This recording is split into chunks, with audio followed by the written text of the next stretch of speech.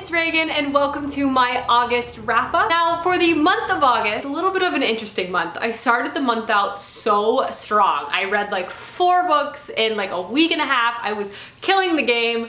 And then I 100% fell into a reading slump and basically took 2 weeks to read 1 book, which is not the best, but hey, sometimes things happen. Overall, I still completed 5 books and I'm almost done with the 6th. So collectively, I'm really happy with the reading I did this month. I just could have definitely done more, but I feel like I have defeated the reading slump, so perhaps August will be my month. But without further ado, let's go ahead and chat about the books. So the first 2 books I'm gonna mention are part of the same series, and that is for City of Blades and then City of Miracles by Robert Jackson Bennett. I am about 2/3 of the way through City of Miracles, which is the 3rd and final book within this Divine Cities trilogy. I overall am loving these books so much. I've been reading them on my commute every single day and they're just some of the freshest fantasy I've come across in a minute. I love the geopolitical thriller elements set in a very complex fantasy world. Each book as well has like a very finite like story arc in that it's like a very satisfying story, but it still kind of plays into this like larger environment and cityscape that we see carry over from book to book, but like there's a story arc, like a completed story within each one of these books within this trilogy.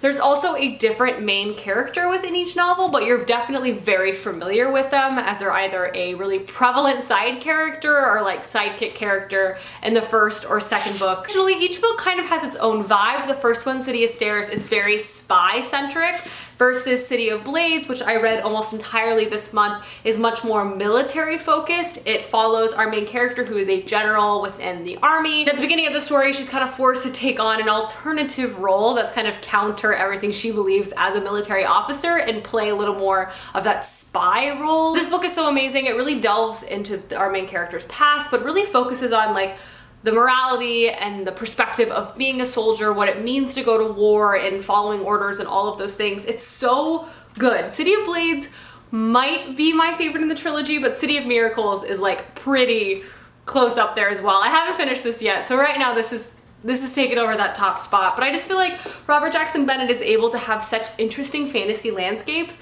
but really provide such tangible characters within this world and then combine it with such interesting like god magic system stuff. It's just great. I gave City of Blades 5 out of 5 stars, and again, I'm almost done with City of Miracles, which again follows a different main character and kind of deals with some alternate topics, which I won't really talk about because City of Miracles, to give the plot, is very spoilery to the first 2 books, but I love it so much. I read Harry Potter and the Chamber of Secrets. I am continuing on with my reread of this series, and I don't know, I've really been enjoying it so much. These past few months have been a little bit stressful and I have been finding so much peace rereading these novels, and I'll definitely be continuing on with 3, 4, 5, 6, 7 throughout the year.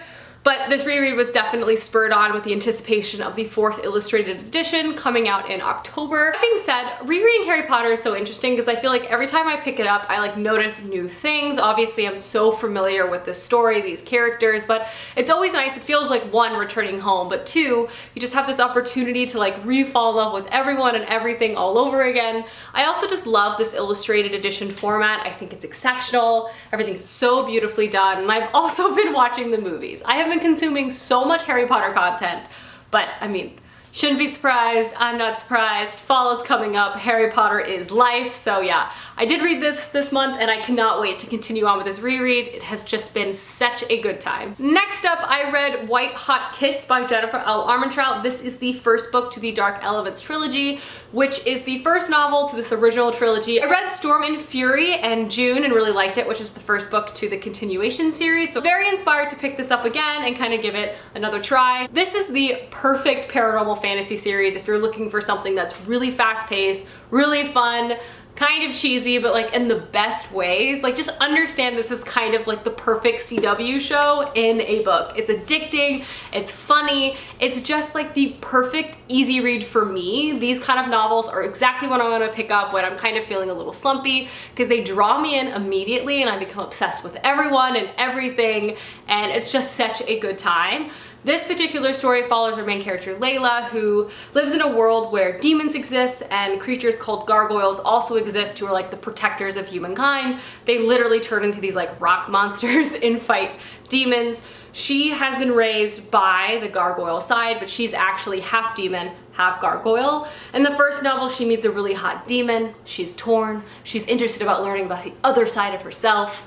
The demon is also really hot, as I said. Again, highly entertaining, really loved this first book. We'll probably read this whole trilogy pretty quickly. The book was by no means perfect. I did give it a 3 out of 5 stars, but it did also provide me exactly what I was looking for in a lot of ways. I was able to kind of see past a lot of the flaws that might otherwise annoy me because I was really just looking for a good time. So happy I picked this up. We'll definitely continue on the rest of this trilogy. This novel I read was House of Salt and Sorrows by Erin A. Craig. This was a highly anticipated newly released for the month of July, and this is a dark YA retelling of the 12 Dancing Princesses. It basically follows a family of 12 sisters, and at the beginning of the story, 3 have already passed away, including their mother. They live in this really beautiful manor house on the edge of this cliff facing the ocean, and they live in a town that's very like ocean-centric.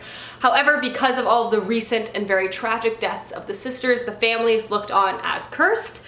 At the beginning of the story, the father remarries a younger woman, and there's kind of some conflict between the sisters and this woman, and also all the sisters are kind of scared that they are in fact cursed. It's a really dark YA tale that has some great ambiance. It definitely has an eerie feeling. It definitely got my heart racing a few different times while reading this novel. It was quite spooky. I also thought the integration of the 12 Dancing Princesses retelling was really well done. I thought it was integrated really nicely.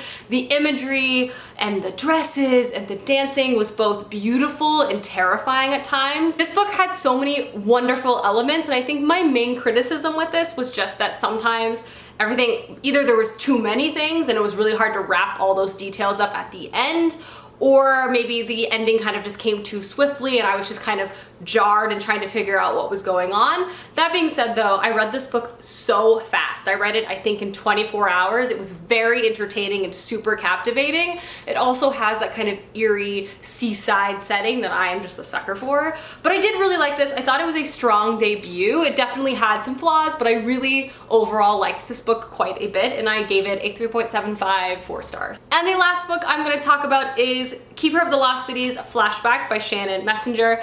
This is a chunky book. This is almost 800, if not 800. Yeah, this book is like 840 pages. This is the book that probably took me the longest to read this month, which is surprising because I normally read these books super quickly. I did really like this book, but this one was probably my least favorite within the series at large. Obviously, this is the 7th book, so this is really nothing against the Keeper series at all because it still is one of my favorites, but obviously with so many books, sometimes you're gonna have your faves and sometimes your least faves, and this for me might be my least fave so far, mostly because it is so long, but so much of it kind of felt like filler. Initially, I really liked that we kind of got to refocus on some characters and kind of get, you know, back into their emotional feelings and background and kind of let us all catch up with those characters. But because it was so hyper-focused on 2 individuals, I do feel like we kind of missed out on some other people. Specifically, I felt like there was not enough Keefe within this story, and that's not just because I love Keefe so much, but I do. As well as I just feel like there just was not enough action. I feel like this was definitely a bridge book to the end game that we're ultimately gonna get with the last couple in this series, but I just wish there was a bit more action